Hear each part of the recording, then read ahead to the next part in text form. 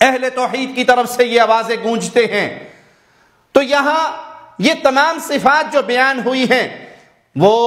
الہ کا مفہوم بیان کرتے ہوئے بیان کی جاتی ہیں کہ یہ الہ کا کام ہے کہ وہ مشکل کشا ہوتا ہے، الہ حاجت روا ہوتا ہے، الہ اولاد دینے والا ہوتا ہے، الہ رزق دینے والا ہوتا ہے، الہ داتا ہوتا ہے۔ یہ الہ کا لفظ الہ کا معنی اور مفہوم بیان کرتے ہوئے یہ ترجمہ کیا جاتا ہے اور یہ باتیں بتائی جاتی ہیں۔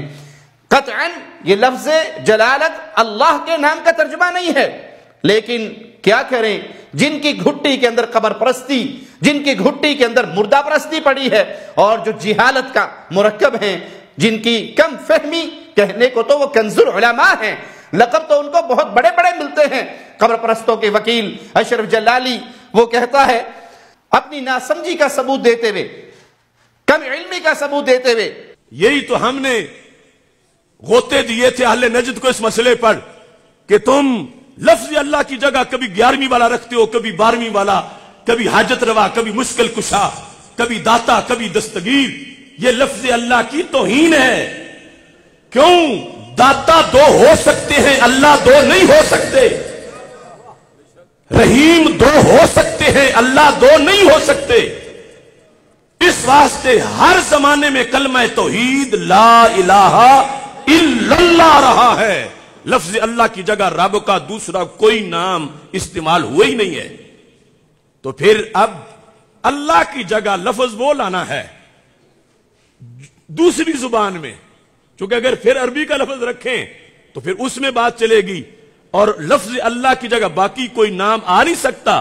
الوہیت کے بیان کے لحاظ سے، چونکہ ان کا علیحدہ علیحدہ مفہوم ہے۔ کیا پدی اور کیا پدی کا شوربہ جو خود شرک، کفر اور بدعات کے سمندر میں غرق ہیں، وہ کسی کو کیا غوطہ دیں گے؟ ہم تو ان ڈوبے ہوئے کو کہتے ہیں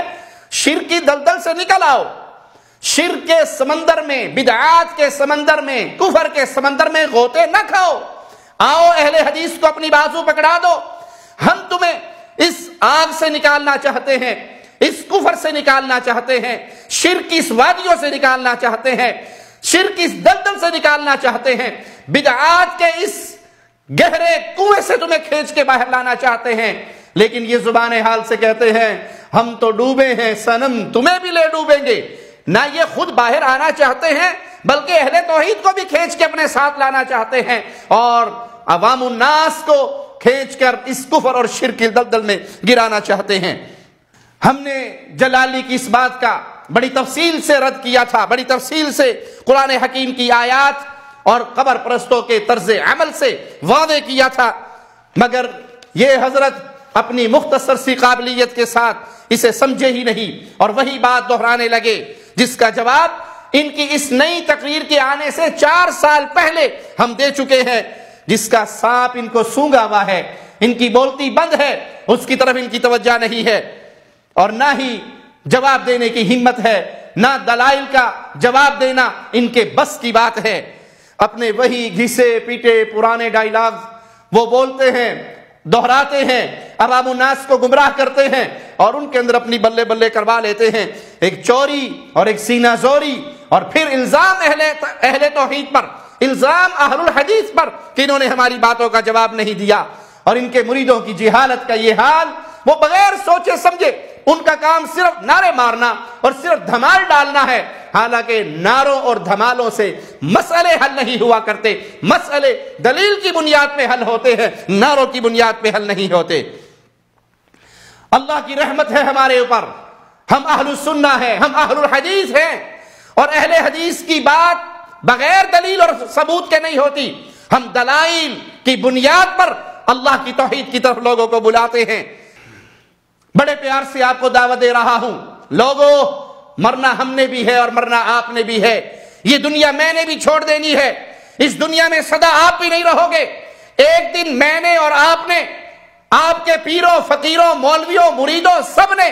ایک اللہ کے سامنے حاضر ہونا ہے، ایک اللہ کے سامنے پیش ہونا ہے، ایک اللہ کے دربار میں ہماری حاضری ہونی ہے، جہاں پر جو اس دنیا میں عقیدہ توحید کو سمجھ کر، اپنا کر، مان کر گیا تو اس کی کامیابی ہوگی، اور جو یہاں شرک میں ڈوبا رہا، غلاستوں میں ڈوبا رہا، بدعات میں ڈوبا رہا، وہ جہان اس کے لیے بڑا شدید ہوگا، وہ جہان اس کے لیے بڑا خطرناک ہوگا۔ اللہ کے لیے عقیدہ توحید کو پہچانیے۔ پیروں کی، فقیروں کی، مولویوں کی، بابوں کی اندھی تقلید تمہارے کام نہیں آئے گی کہ ہم تو جلالی کے پیچھے نعرے مارنے والے تھے، ہمیں کیا پتا۔ اس دنیا میں سیکھیے، اس دنیا میں سمجھیے، اللہ کی توحید کو پہچانیے، قرآن حکیم کو ترجمے سے پڑھیے، اللہ کے نبی صلی اللہ علیہ وسلم کی احادیث کو پڑھیے اور عقیدہ توحید کا فہم حاصل کیجیے۔ یہ آخرت کا معاملہ ہے، یہ جنت یا جہنم کا معاملہ ہے،